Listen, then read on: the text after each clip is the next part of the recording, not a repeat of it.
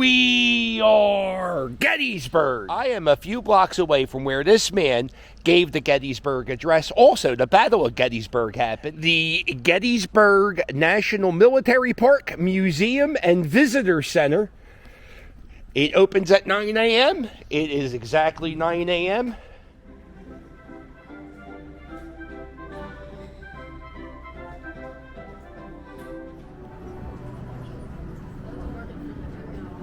If you look inside this tree, you can see bullets and fragments of shrapnel. See the musket balls lodged in the tree? There's another one. This is President Eisenhower, who actually lived on the battlefield at Gettysburg. He had a little house after he was president of the United States. We're going to check that out a little bit later. But look at this. There's a I like Ike button. There's Ike shoes. President Eisenhower golf ball. So when you come to this museum, they have like a $20 package where you get to watch a movie, take a tour of a museum, and there's something else. And I'm going to start off by watching a movie. Fighting, the Union holds the high ground. Through the night. So they call this the cyclorama. And this is one of the largest paintings in the world. It was painted in 1864. This painting, they say, was so realistic that when soldiers who fought in Gettysburg actually saw this painting, they would weep.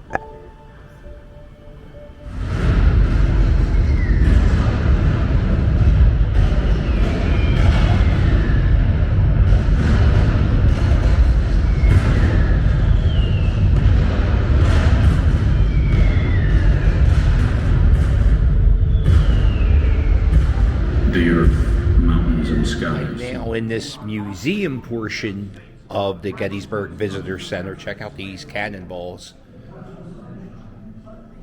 Makes me think of the song by the Breeders. This is the first Confederate flag.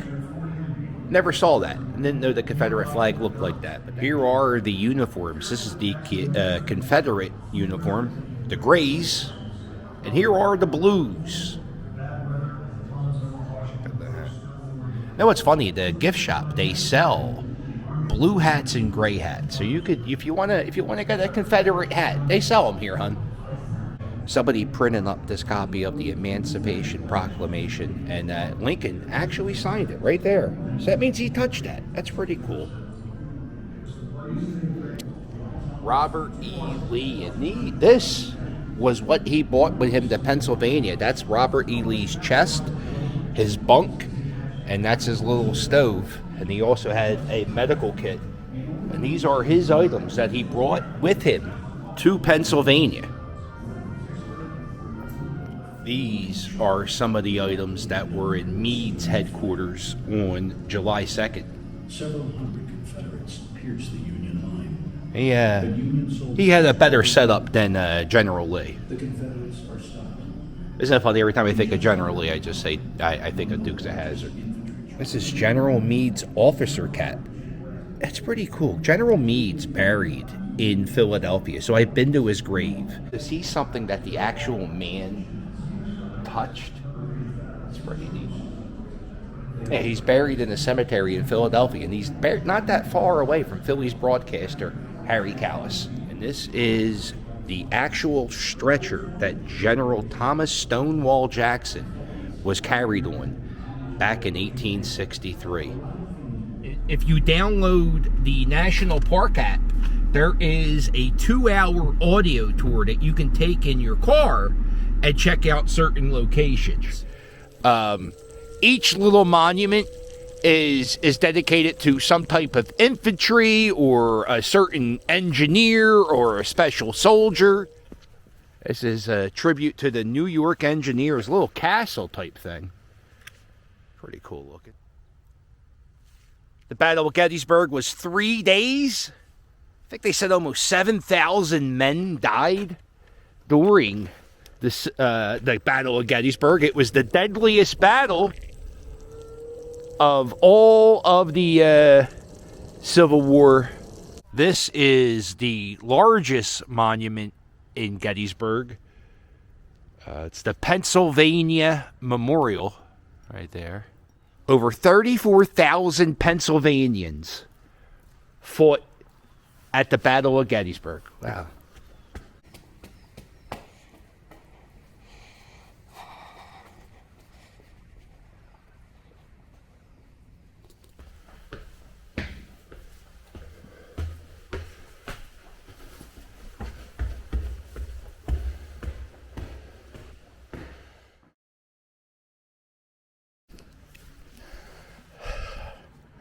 Oh, wow.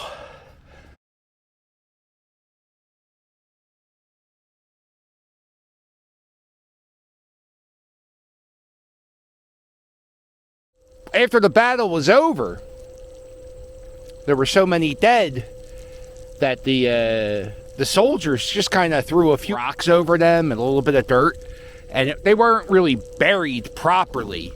And after a few weeks after the battle, bodies were getting exposed, so they had to open a cemetery for all the soldiers who died to give them proper burials. And here are some graves of soldiers, not just from the Civil War. We got guys from World War II. This is a monument dedicated to the Lincoln Address, right here, the Gettysburg Address. He gave the speech 300 yards from this very spot, which makes me wonder, why is this here? This stage wasn't built until after the Battle of Gettysburg. Lincoln didn't give the Gettysburg Address on here, but 6 presidents of the United States have given speeches on this little stage. And Kentucky honors her son, Abraham Lincoln, who delivered his immortal address at this site, now marked by the Soldiers' Monument. And where this monument stands is the location where Abraham Lincoln gave the Gettysburg Address. I once saw the podium where what he stood behind when he gave that speech. And it's just a little tiny wooden, nothing special, nothing magnificent. The speech itself was only like 280 words. I don't know. 7 years ago, I think that might be the most famous presidential quote, right? It has to be top 10. 7 years ago sounds so much better than 87 years ago. All right, here we are. Downtown Gettysburg. We're going to check out the Gettysburg Shopping Center. Oh, they got Segway tours you could do? I don't need a Segway. I bring my scooter with me. Oh, man. Check out this mural.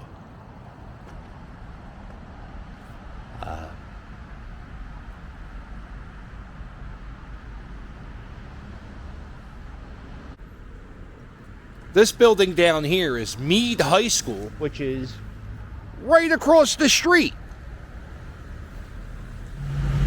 When I was driving down the street, I noticed that a few of the buildings had Civil War building markers on them. And that tells you that this building was around during that battle. This is a Lutheran church, and in July of 1863, it was also a hospital for the wounded soldiers of the Battle of Gettysburg. And this is the railroad station Abraham Lincoln pulled up to November 1863. This is where his train stopped. There's a bust of Lincoln inside the train station. And Lincoln, when he got off the train, he walked 1 block this way to the Wills house. Yeah, so Lincoln got off the train, he walked 1 block in this direction, and he showed up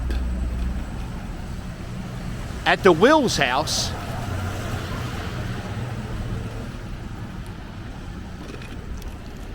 Which was right here on the corner. There he is, my man Abraham Lincoln. And this guy wearing that sweater. Inside this house, Lincoln put the final touches on the Gettysburg Address, and he practiced the speech a few times before he actually gave it down the road.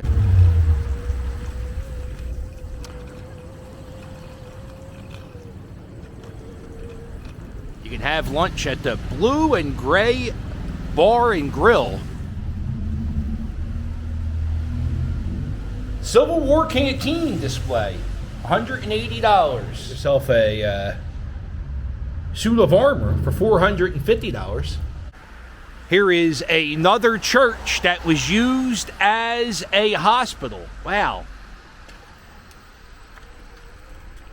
This is the house where Jenny Wade was born. And if you don't know, Jenny Wade was the only civilian killed during the Battle of Gettysburg. She was visiting her mother, and a sharpshooter sniped her. And I showed you the house where Jenny Wade was born, and this is the house where, oh, there they are, hello. Jenny Wade was killed right there, bang, bang, in that window. There she is. This is the Welty house. This was actually in the firing line during the Battle of Gettysburg. 2 Confederate soldiers were killed in this building. There were 36 soldiers, Confederate and Union, that were buried on the ground of this house. The bodies were dug up and they were buried in the cemetery where Abraham Lincoln gave the Gettysburg Address. Lincoln gave the Gettysburg Address. His procession went down this street. So not only did the Welty house witness the war, they also saw Abraham Lincoln go down this street to give the Gettysburg Address. The Gettysburg Emporium, Victorian fashion. You want to wear a lot of layers of clothes? Dress Victorian. Ghost tours. This is a thing. There's a few spots that do ghost tours around this area. So this talks about Alexander Schimmelpfennig and how he hid in this shed for 3 days to avoid capture from the Confederate soldiers. It was somewhere where that sand and brick are. And this woman, Catherine Garlich, what she would do, she would pretend she was going out to feed the hogs, and she would feed Alexander in that little shed, and he stayed there for 3 days.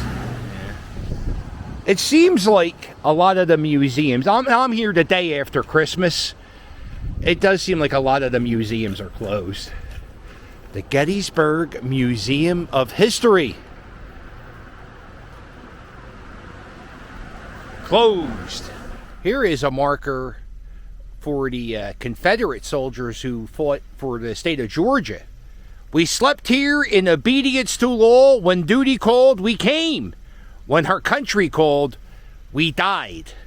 And here is another monument dedicated to the soldiers of South Carolina. The thing written on the Georgia thing about how when our country called, we died. But you actually left our country to start your own country, and I don't know. Weird. You are looking at the former home of the President of the United States, Dwight Eisenhower.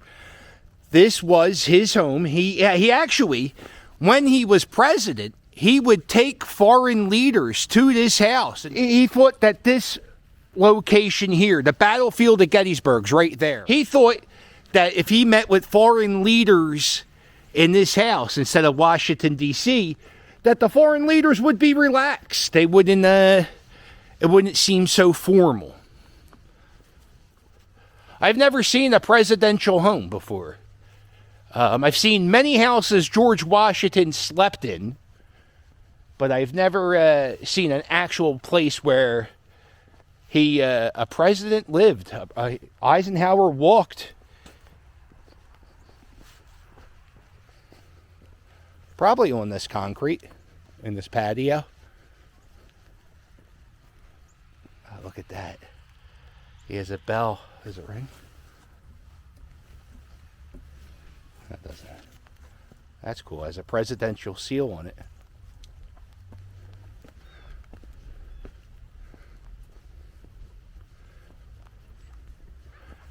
Check that. He had a windmill.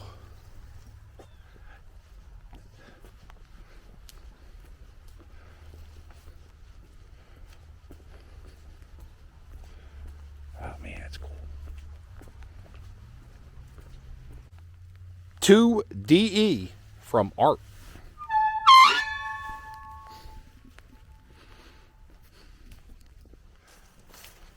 He had a little putting green on the property, plus he had a sand trap to work on getting out of the sand trap or the bunker. What the heck? I don't play golf, but man, presidents sure love to play golf, right? Don't they? They all play golf.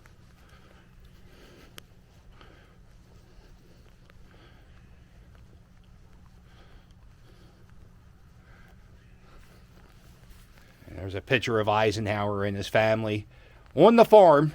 This was his stable. So this is where his horses, I guess, these guys, they lived in here. So when Eisenhower was president, the Secret Service would hang out in this building here as an old milk house. And once you stopped being president, they would take away your Secret Service detail. And then after JFK was assassinated, the United States government thought it was a good idea to have all former presidents to have Secret Service duty. And when in 1965, when the Secret Service came back to the farm, they went back to the milk house. When you are the former president of the United States, you get a gas station at your house.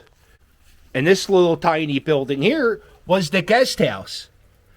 David Eisenhower lived in the guest house, this little tiny house, in the summer of 1964.